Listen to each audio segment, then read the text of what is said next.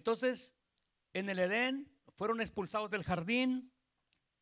En el Sinaí, la presencia de Dios salió de la presencia de ellos también. ¿Se acuerdan? En el Edén perdieron la presencia de Dios porque le dieron la espalda a Dios. Perdieron la presencia de Dios también en el Sinaí. Ahora, ¿qué hace Dios? ¿Quién nos busca? Porque dicen, ¿quién inicia la salvación? ¿Quién inicia la búsqueda, la salvación? ¿El hombre o Dios?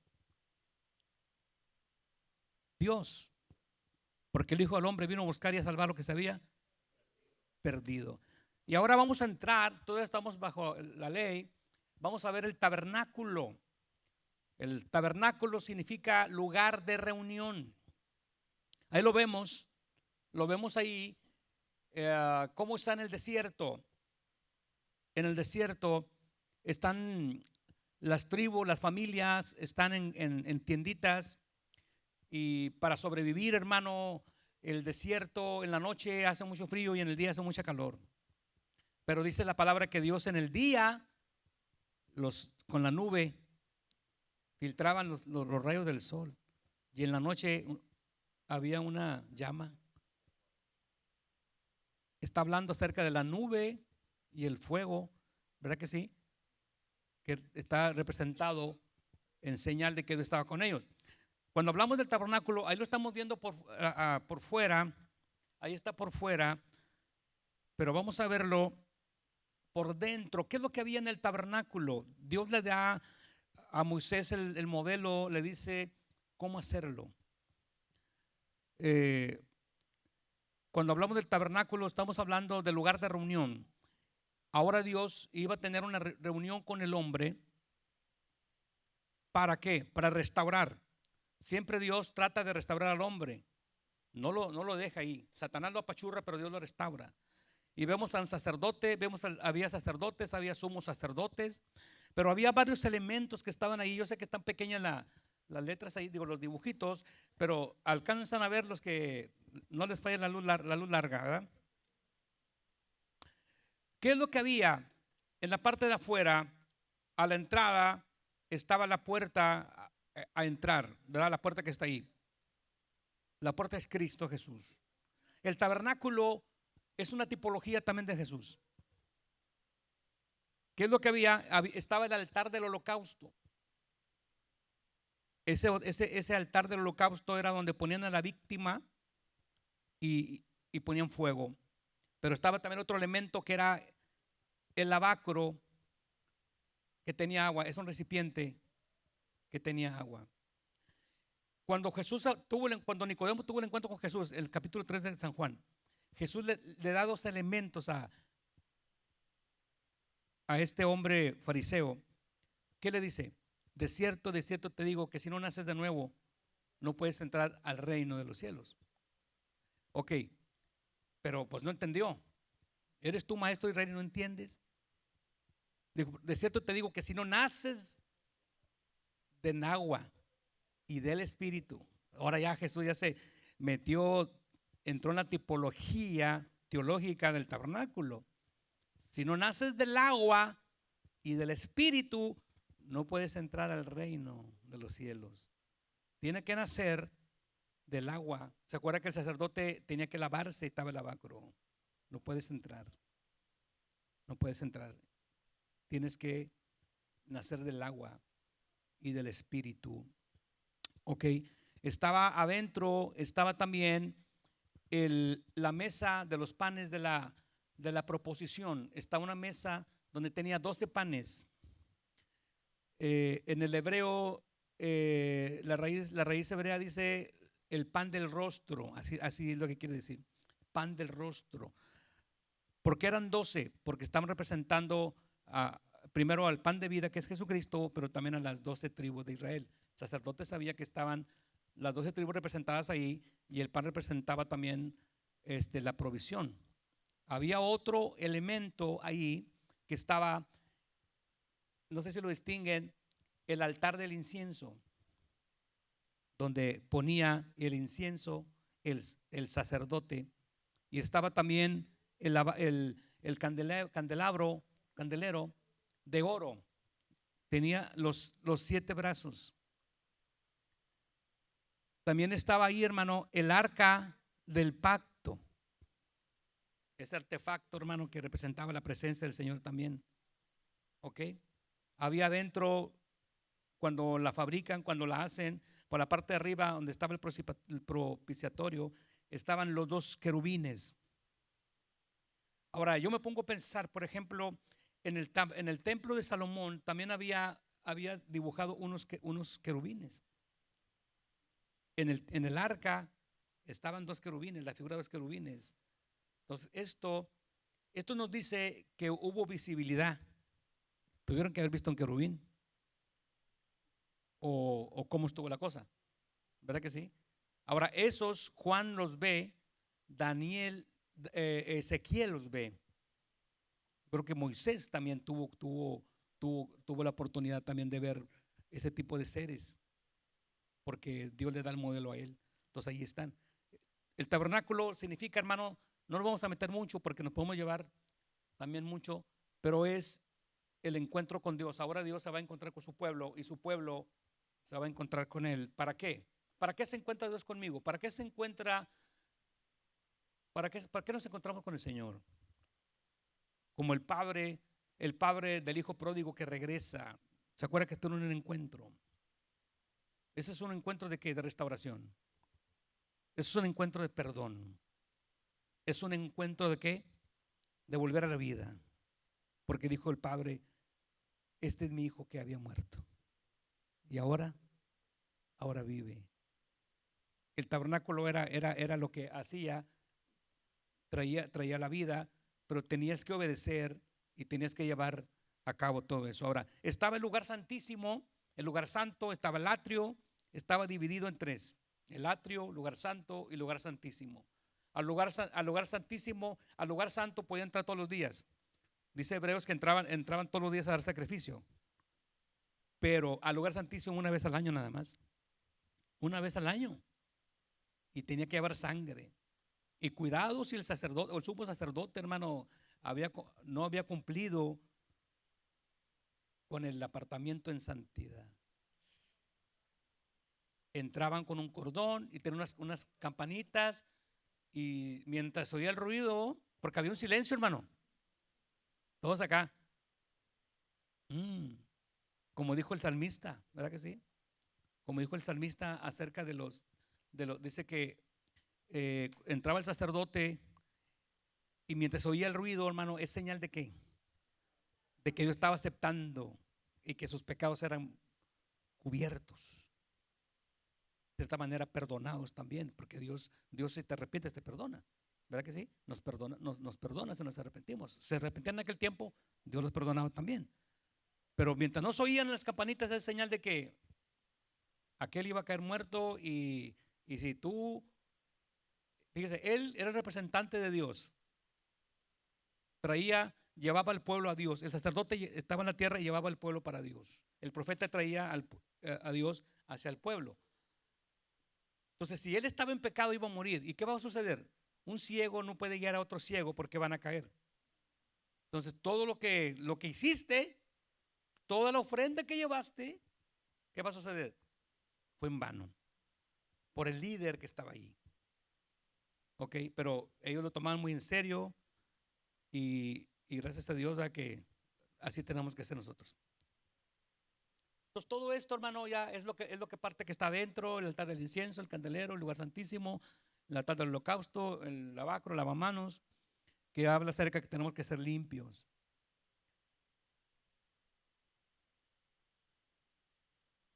Eso es en el Éxodo. Y ahora entramos al Levítico, las instrucciones del tabernáculo. Ok. Ahora el Levítico son las instrucciones del tabernáculo, las ofrendas. Levítico, de ahí vienen los levitas, vea, levíticas, la ley levítica. Están leyes deuteronómicas. El Deuteronomio es la segunda ley también, le llaman la segunda ley. Entonces, del capítulo número 1 vemos las ofrendas, y están los capítulos del 11 al 15, luego el 16 hasta el 15, del 11 al 15, luego el 23 al 26. Vemos las ofrendas nos muestra cómo debemos adorar a Dios. Esto nos muestra, mire, las ofrendas era una expresión de cómo estabas adorando a Dios. ¿Se fija? La ofrenda era una expresión de cómo estabas adorando a Dios. Cuando Jesús estaba dice que estaba en el arca de las ofrendas, estaba en el templo y estaba ahí sentado y viendo que estaban echando las ofrendas en el arca de las ofrendas. ¿Se acuerdan el tiempo de Cristo? Que estaba el templo y el Señor veía lo que echaban.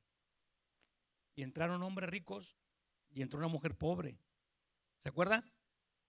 Y cuando ya terminan, el Señor les da una lección, porque Él está observando la ofrenda que yo doy, como la de Caín, como la de Abel. ¿La va a rechazar o la va a aceptar? Y dijo el Señor, ella dio más que todos ustedes. ¿Verdad que sí? Ella dio más que todos ustedes. ¿Y era cierto o no? Hermano Joel, ¿era cierto o no?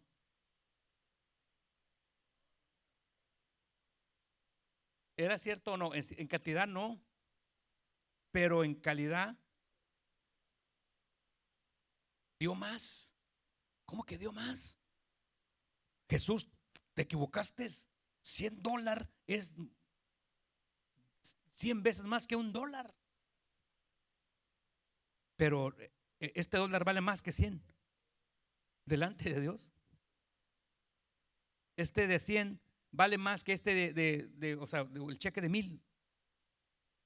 El de $100 vale más. ¿Por qué? Porque depende cómo lo estés dando. Entonces las ofrendas nos muestran cómo debemos de adorar a Dios. Es una forma también de acercarte a Dios, pero en oración, o sea, en adoración.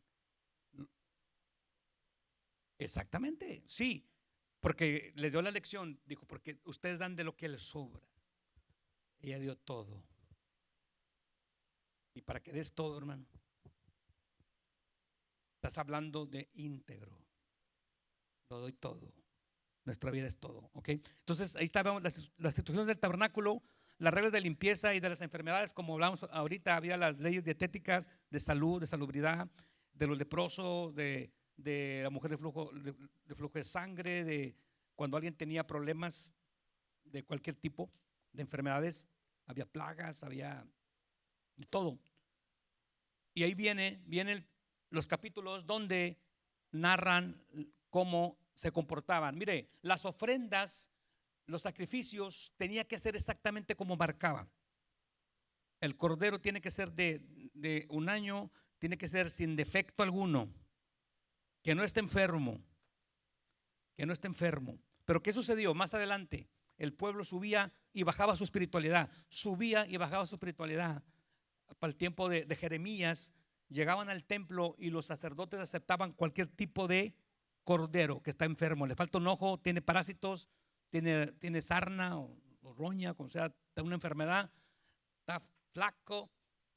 ¿Cuál era el concepto, hermanos, de los sacerdotes y de la gente? Dijo, pues lo vamos a quemar, lo vamos a cocer, te va a morir. Pues ya que se acabe de morir de una vez. Y no hay problema, que al cabo, no, es que no era así, tiene que ser sano. ¿Por qué sano, hermano? Porque estaba apuntando hacia el cordero perfecto, cordero sin defecto. Era supervisado, hermano, inspeccionado 3 días. Antes de ser sacrificado, tiene que tener 3 días ahí. Ya al tercer día lo presentaban. Jesús tuvo 3 años ya, hasta cuando fue sacrificado. Todo tiene un paralelismo, todo tiene un paralelismo. Levítico habla acerca de los rituales, pero también habla acerca de las fiestas, el ciclo de las fiestas.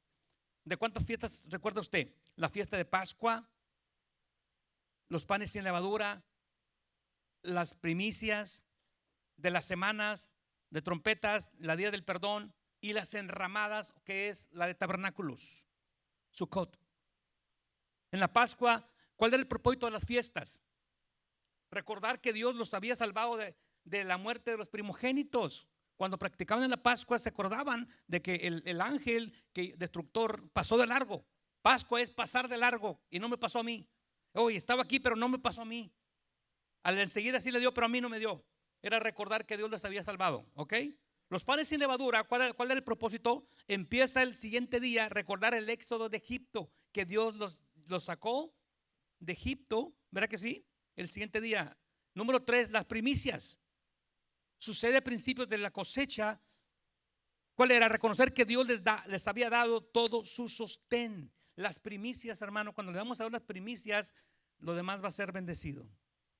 Pero si no le damos a Dios lo primero, le damos lo último, estamos caminando incorrectamente, ¿verdad? Amén. Después, ¿cuál sigue, hermano Joel? Las trompetas. Sucede 9 días antes del día del perdón, anunciar el día del perdón. Las trompetas, la fiesta de las trompetas, y luego el día del perdón, hacer una expiación ante Dios por los pecados, y la de tabernáculos, que son las enramadas, ¿ok? Sí, perdón, la 4 la pasamos, así que bueno. Las semanas, 7 días, sucede 7 semanas después, final de la cosecha, reconocer que Dios les ha dado todo su sostén. Esa es la semana, el del Pentecostés. ¿Se acuerdan del Pentecostés? De las primicias y las semanas también. Entonces ya tenemos a Éxodo, Génesis, Éxodo, Levítico, y ahora tenemos a Números. Vemos a Números de la misma manera. Vemos ahí el número, los números, pues la palabra números habla acerca de contar. Ahí vemos el censo del 1 al 2, y luego vemos y luego 3 al 10 instrucciones, capítulo 3 al 10 historias, y luego el 26 censo y reglas de la herencia, capítulo 28 al 30 instrucciones, del 31 historias, y el capítulo 36 reglas de la herencia. Todo está ahí. Cuando lee el libro de Números se va a dar cuenta todo lo que está ahí, hermano. Ahí acerca de, había ciudades de refugio, había leyes de cuando hacías un trato, leyes de matrimonio. Números narra acerca de cuando había espíritu de celos, había la ley de los celos. ¿Cuál era esa? Cuando alguien sospechaba de alguien, iba con el sumo sacerdote y le decía: yo tengo sospechas de mi mujer. No, yo no lo he engañado. Hacía un brebaje, una bebida, y se la tomaba. Y si había cometido, o sea, esto es algo tremendo y muchos lo pueden utilizar para hacer algo medio sospechoso, ¿verdad? Porque dice: ya le dieron tolache, ¿qué es cómo dice? ¿Cómo? ¿Verdad que sí? Tolache, ya le dieron, ya lo hierbaron, dijo, ¿verdad que sí? Porque le daban esa bebida, dice Números, por eso ustedes lo van a leer en su casa, donde tomaba eso, y si había cometido el adulterio, se le inflaba el vientre.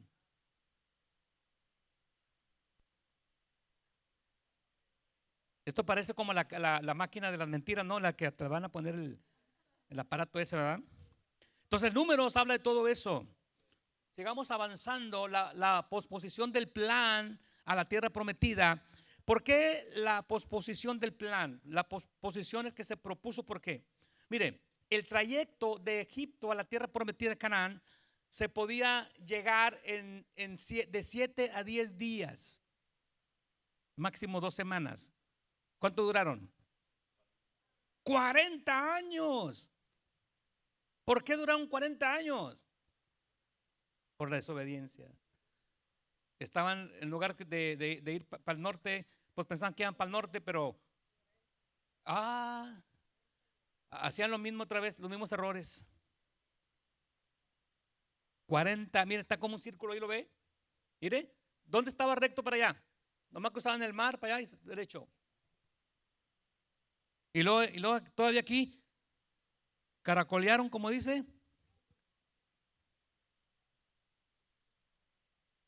Deuteronomio, el último libro del Pentateuco. Las leyes de la tierra prometida. Ahora que ya van a llegar a la tierra prometida, hay leyes ahora. Eran leyes antes y leyes después. Vemos en Éxodo historia, instrucciones, y también en Deuteronomio y en este último libro, la ley de la tierra prometida. Una mirada atrás, lecciones que habían aprendido. ¿Aprendieron o no aprendieron ellos? ¿Aprendimos a la primera o no, verdad? Pero cuando se aplica la ley, ¿aprendemos o aprendemos? No aprendemos mientras no nos dan un ticket. Ya cuando te dan un ticket ya la piensas. No le digo, eso ya me traumó, hermano. Pues, oye, vengo a dar clases y gloria a Dios y sales, tiene un ticket, pastor, ay, Padre Santo, estoy haciendo las cosas bien, pero estoy infringiendo la ley, o sea, es la ley. Ah, hermano, Dios lo liberó, hermano. Aquí está, y aquí está. Y me dijeron, mira, es que aquí está la ley. Me dijeron, mira, aquí está. ¿Qué puede decir? Las leyes de la tierra prometida. Ahora, ahí en Deuteronomio vemos bendiciones y maldiciones, la exposición del pacto, bendiciones y maldiciones, y una mirada más adelante la vamos a ver para el futuro. ¿Qué vemos en Deuteronomio? Deuteronomio también se le conoce como la segunda ley, también, segunda ley. En el desierto era una ley, pero ahora van para la tierra prometida, ahora están en la tierra prometida. No, ya estamos adentro, ahora ya no se va a aplicar nada. No seguirá el mismo 10 mandamientos, hermano. No tendrás dioses ajenos delante de mí. Y eso siguió hasta el tiempo de Jesucristo.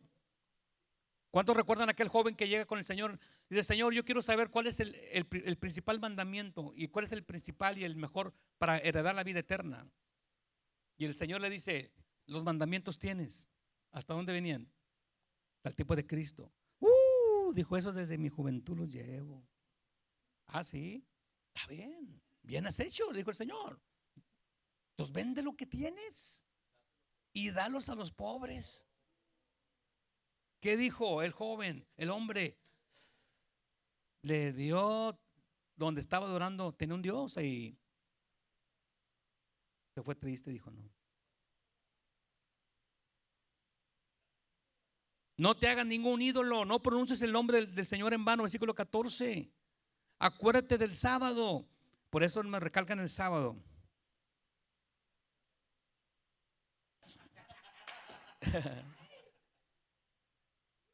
Honra a tus padres y a tus padres, tu mamá y tu papá. No mates, no cometas adulterio, no robes, no des falso testimonio, no codicies. Y dice ahí diezmos y ofrendas y primicias, ¿verdad? No podemos, hermano, alejarnos de los mandamientos del Señor. No se puede, no se puede, no se puede. La ley está, hermanos, aplicada. Abraham, definir y exponer la naturaleza pecaminosa al hombre. La ley te vino a poner lo que es el pecado. ¿Verdad que sí? Dijo Pablo, yo no conocía el pecado hasta que cuando me topé con la ley. ¿Qué es lo que vemos en la historia patriarcal? Ya vimos a Abraham y a José. Vimos el tema de los descendientes, cómo fueron las descendencias y la historia pentatecual. Hablamos acerca del Pentateuco, los 5 libros de la ley, donde vienen instrucciones, donde viene como, cierta manera es la constitución de los judíos, el Pentateuco. Pero ellos le llaman el Pentateuco a esos 5 libros, lo que nosotros llamamos Pentateuco. Pero ellos, para que esté completo, no nomás seguían por el Pentateuco, sino seguían por el Tanaj, que viene siendo desde los 5 libros, los salmos y los profetas. Ya para terminar casi, vamos a ver los profetas. Los profetas. Vamos a hablar de los profetas. ¿Cuántos profetas hay en la Biblia? ¿Nos ha contado alguna vez?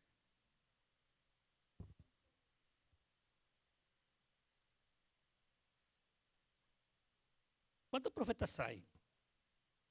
Hay profetas mayores, ¿verdad? Le decimos profetas mayores y profetas menores. No porque son diferentes categorías, sino por la cantidad. Pero nosotros lo tenemos como profetas mayores. Los hebreos tienen profetas, son profetas. Los profetas de Israel, tan sencillo. Pero nosotros para ver el contenido nada más. Están los profetas mayores que vienen siendo, nosotros lo consideramos, ¿son cuántos? 5. Está Isaías, está Jeremías, está Ezequiel y Daniel, y tenemos nosotros en nuestra Biblia. Y también tenemos,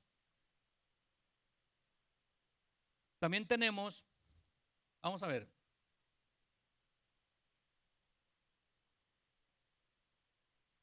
¿Cuántos profetas menores hay? O sea, están registrados. Son 12 y 5. Son 17 profetas que están registrados como en los libros.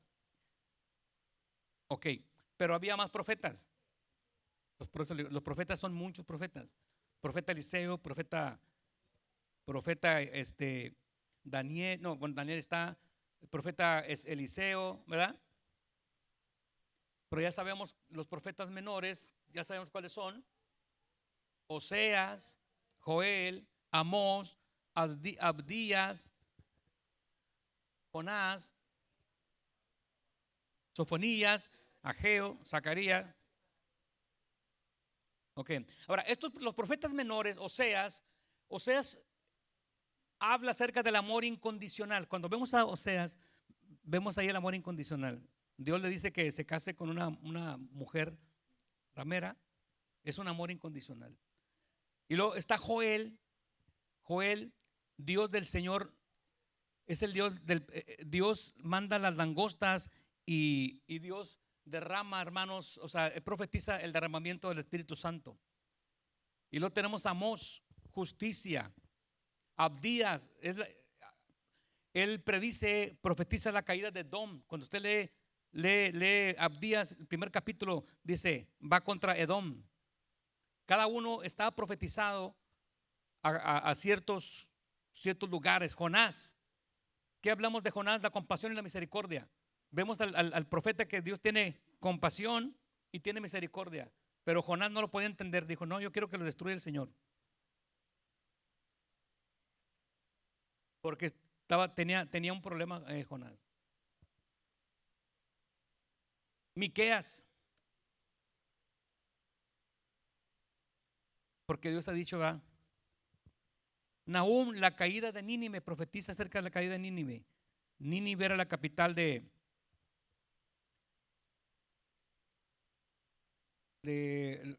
¿cómo se llama esta la otra? No, al revés, Damasco era la capital de Nínive. No, de Siria. Está Siria, está Nínive. La capital de Nínive, vamos a ver, ¿cuál es la capital de Nínive? Bueno, él profetiza acerca de Nínive, la caída, y Jonás, Dios la restaura, pero Nahum es derribada. Habacuc, de la intolerancia, de la maldad, el juicio que va a venir pronto. Ellos están profetizando, sus profecías están centradas ahí. Sofonías, el día del Señor viene el día. Ageo habla las prioridades, habla acerca de las prioridades del templo. ¿Se acuerda? Que le dice el Señor que profetice porque no había templo, estaba destruido. Mientras todos tenían sus casas artesanadas, dijo, suban al monte y traigan madera y empiezan a reedificar. Entonces Ageo profetiza y Zacarías está profetizando la esperanza de Israel porque es la venida de Cristo. 14 y 12. Y Malaquías habla acerca de los corazones duros que iban a ser restaurados. Malaquías, ¿verdad que sí? El mensajero, el último de los profetas del Antiguo Testamento. Imagínense el descontrol que hubo después que no había profetas. Qué tremendo cuando no está la palabra del Señor. Vamos a seguir adelante. Los profetas en relación al exilio, los que estaban exiliados, muchos estaban antes del exilio, estaban profetizando. Abdías, Joel, Jonás, Amós, hasta Habacuc. Nos faltó Habacuc. Pero está durante el exilio. ¿Quién estaba durante el exilio cuando estaban ellos? Estaban en Babilonia por 70 años. Estaba Jeremías, Daniel y estaba Ezequiel. Después del exilio sale Ageo, Zacarías y Malaquías. Eso da las profecías ahora acerca de la restauración del reinado y todo eso. Pues ya revisamos los profetas. Ahí están algunas fechas, hermanos. Yo sé que si le tomo fotos se van a dar cuenta, pero ahí están las fechas cuando ellos profetizaron. Los profetas, cuando se divide el reino, en el tiempo cuando sale Salomón, se divide su reino y unos se van para el sur y unos se van para el norte. Bueno, les toca profetizar a estos a la caída del sur y la caída del norte. Ahí están los profetas que empiezan a profetizarle acerca de lo que Dios tiene para cada reinado, para cada tribu. Ahora, lo que decíamos hace ratito, hermano, la parte 2, las dos partes de los profetas. Están los narrativos y los que traen profecía. ¿Ok? Y ahí están las citas para que usted las lea. Las lea.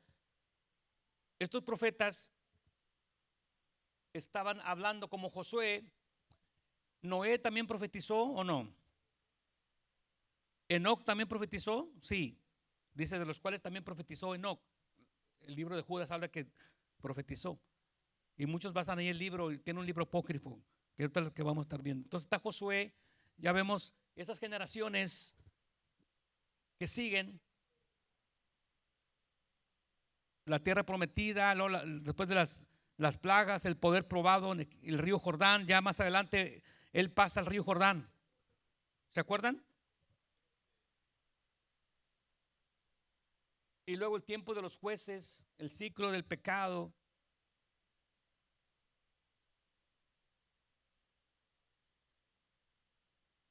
Cuando hay pecado, hermano, hay juicio. Y Dios no pasa por alto. Dios no lo pasa por alto. Otra de las cosas, los sacerdotes y los profetas, ¿recuerda que desempeñaban el sacerdote? ¿Qué dijimos que hacía el sacerdote? Te llevaba a Dios. El profeta te dice, así dice Dios. El sacerdote intercede por ti, Señor, te da el sacrificio, ten misericordia, pero el profeta no. El profeta dice, así dice Dios, mensaje de juicio, mensajes de restauración o mensajes de bendición también tiene. Dios te va a bendecir, pero también dice, te va a caer una maldición. ¿Verdad que sí? Si no obedeces. Entonces, Elí era de linaje sacerdotal. Él deshonró al Señor por permitir que sus hijos ministraran ante el Señor. O sea, vemos este tipo de corrupciones. ¿Se corrompieron sacerdotes? Claro que sí. ¿Se corrompieron profetas? Dice la Biblia que sí. Se corrompen. Cualquiera se puede corromper si se aleja de Dios, si se desconecta. Si usted se desconecta de Dios, hermano, nos podemos corromper.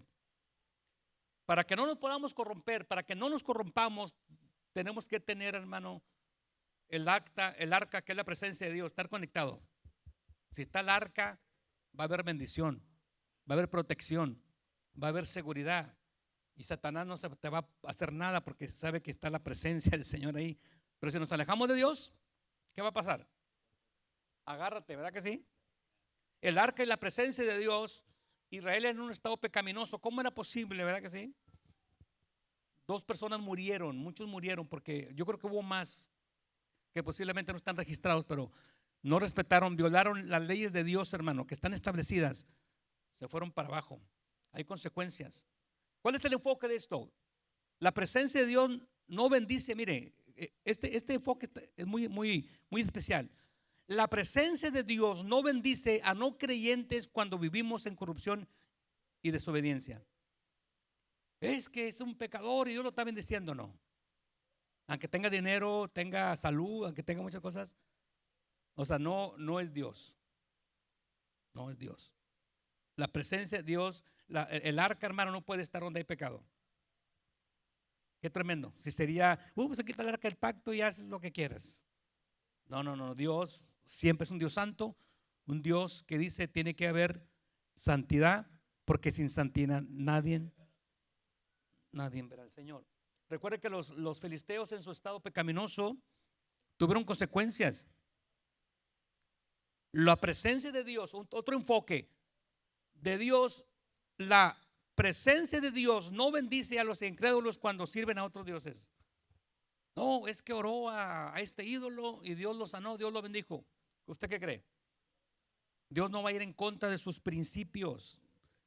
Dios no lo va a ir en contra de los principios. Lo vemos en la era de los reyes, el reino unido y el reino dividido. Saúl, ya vimos la vida de Saúl. Saúl, hermano, ¿lo escogió Dios o no lo escogió Dios? Lo escogió el pueblo. Ahora Dios, fue su voluntad, sí, porque es la permisiva. Los dejó. Pero era una perspectiva humana. La de David era perspectiva humana, sí, pero también era perspectiva divina. ¿Cuál es la perspectiva divina? De gozo. Y la perspectiva divina de Saúl, ¿Cómo ves esa figurita? O sea, Dios no está de acuerdo. No lo hagas.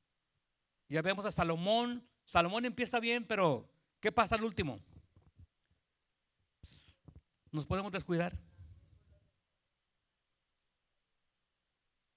Amor hacia Dios o deseos mundanos.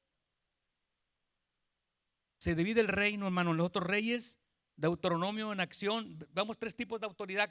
¿Cuáles eran los tres tipos de autoridad en ese tiempo? Sacerdotes, profetas y reyes. O sea, eran respetados porque eran respetados. Si no los respetabas, había consecuencias. Ahora, pero había reyes que se corrompieron, claro que sí. Hubo reyes que se desviaron, hicieron lo malo. Y por eso están los profetas. Los profetas, por ejemplo, una comparación entre Saúl y David. Vamos a ver la comparación de los dos personajes, los dos reinados. Saúl, el aceite de la unción basado en su aspecto exterior. David, aceite de unción basado en su carácter interior. Saúl, la confirmación de su reino. Vamos a ver, Saúl conquistó a Jabes, pero David derrotó a Goliat. Los pecados de Saúl, ¿cuáles eran? Ofreció holocausto. Él no debía de ofrecer holocausto, pero ¿qué dijo? Se tardó Samuel. Él quería ir a la guerra. Número dos, él hizo voto frívolo, superficial. Iba a matar a Jonatán para cumplirlo. O sea, a él no le importaba matar a quien sea. El asunto es llegar al poder.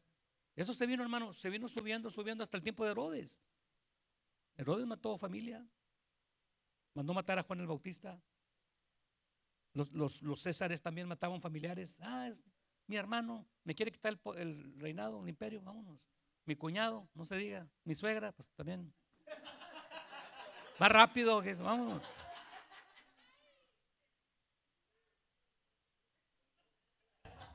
Ahora, ¿qué hizo Saúl? ¿Qué hizo Saúl? Él rechazó aniquilar a los amalecitas. La orden era aniquílalos a todos.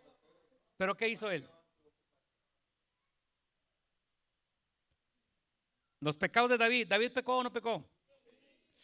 Borra mis rebeliones. Mira, hermano, el primer pecado que cometió David, aquí cometió mucho, pero vamos a nombrar algunos. Él se quedó en Jerusalén cuando debía ir a la guerra. Él se quedó, tenía que ir. Él rompió un voto y cometió adulterio. Él asesinó a Urías, cometió pecados de asesinato con alevosía y ventaja. Todos juntos hizo una mezcla de pecados. ¿Verdad que sí? Digamos todavía esta comparación de Saúl y David. La preocupación, su aspecto real, la apariencia de un rey. David bailó, David danzó, hermanos, en la ropa real. ¿Se acuerda que dice que? Pero aquel se preocupaba, no, yo tengo que este aspecto de rey, si no, no me van a respetar. Pero es que yo creo que Saúl se olvidó. Saúl se olvidó que estaba reinando sobre el pueblo de Israel, o sea, sobre el pueblo escogido de Dios. Y David no. David sabía que estaba conectado y que Dios era el que lo había puesto. ¿Ok? Vamos a avanzar porque ya hablamos mucho de tantos pecados, hermano.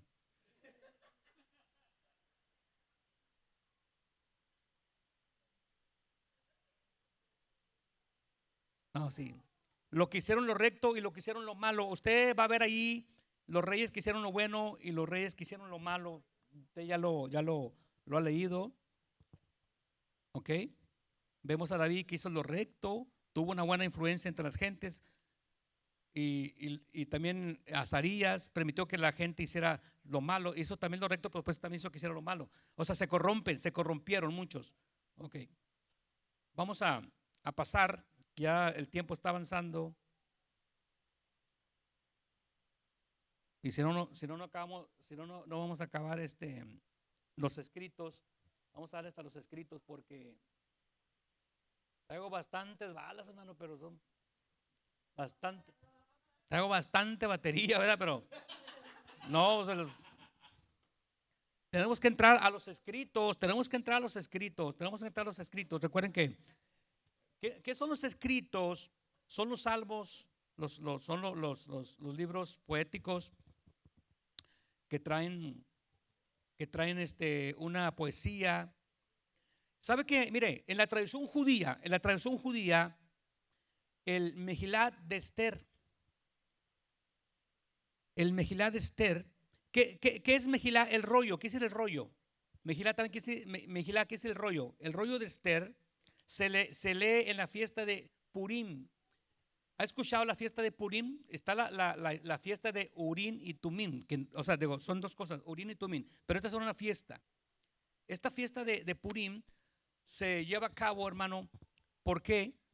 Porque Dios los levanta a los hebreos y permanece, hermano, el aceite ahí permanece el aceite en las lámparas cuando creo que eran los sirios que invadieron a la nación de Israel, iban a destruir el templo y ellos no lo destruyeron hasta que vino los romanos, pero sí ellos guardaron el aceite y les duró más. Tenían aceite para 3 días, pero les duró como 9 días, algo así. Por eso hay el candelabro de 9 brazos ahora, y ellos lo sacan en el día de las luces. Ahora, está el cantar de los cantares, ya todos eso ya lo saben, los Ketubim, que son los libros poéticos, ¿ok? Eclesiastés, Lamentaciones, y también estamos hablando de ¿qué? De cantares. Cantares, hay gente que le tenía miedo a leer cantares hace unos 50 años, tenían miedo a leer cantares porque estaba muy fuerte, dice, muy fuerte cantares. Dice, ese no se debe leer, pero es un libro poético, recuerden, es un libro poético. Bueno, ya para casi concluir, estamos hablando acerca de la literatura apócrifa o deuterocanónica. ¿Lo has escuchado alguna vez? Creo que sí, ¿verdad? El canon bíblico, ya lo escuchó, claro que sí. Pero ¿qué es el canon bíblico? ¿Cómo se forma la Biblia? La palabra canon viene del griego canón y del hebreo canev, que quiere decir caña, es una caña de medir, es lo que quiere decir. Y debido al uso, debido al uso, la caña como vara de medir, la palabra canon vino a significar regla o referencia, una palabra estándar, y se usó para referirse a una lista o índice del libro, los cuales se reciben como las Santas Escrituras. El canon bíblico. ¿Por qué es importante esto? Es importante el canon bíblico porque es la regla de ¿qué? De medir. Es la regla que filtra los libros que no son inspirados. ¿Ok? El canon bíblico, cuando hablamos de los libros canónicos, nos referimos a aquellos que entendemos que tienen autoridad divina y que comprenden nuestra Biblia. Tienen inspiración, ¿verdad? Divina y autoridad divina. El canon del Antiguo Testamento, recuerda que estamos hablando acerca del Antiguo Testamento, es las escrituras hebreas. Dios quiso, hermano, que sus palabras quedasen escritas. Dios quiso que quedasen escritas y están escritas. Los vemos ahí desde el inicio de cuando empiezan a escribir en piedras, en las tablas, en barro, en papiros, en pergaminos, todo ese tipo de elementos que se escribía. El canon del Antiguo Testamento, mire, ¿quién fue el padre del canon del Antiguo Testamento? Esdras es el que junto con Nehemías, hermano, van y restauran el templo, ¿recuerdan? Pero también se restauró la autoridad sacerdotal, la línea levítica, y empezó a hacerle. ¿Ya se acabó? ¿No? Nada, no. ¿Son 2 timbres o? Ya. Ok. Ahí les vamos a mandar esto, ¿ok? Ya, eso era lo último ya. Era lo último. Ok, ahora, ¿qué va a suceder? ¿Qué van a hacer de tarea, hermanos? Ya empezamos mal, ¿verdad que sí? Hermano, estaba tan contento, ¿verdad?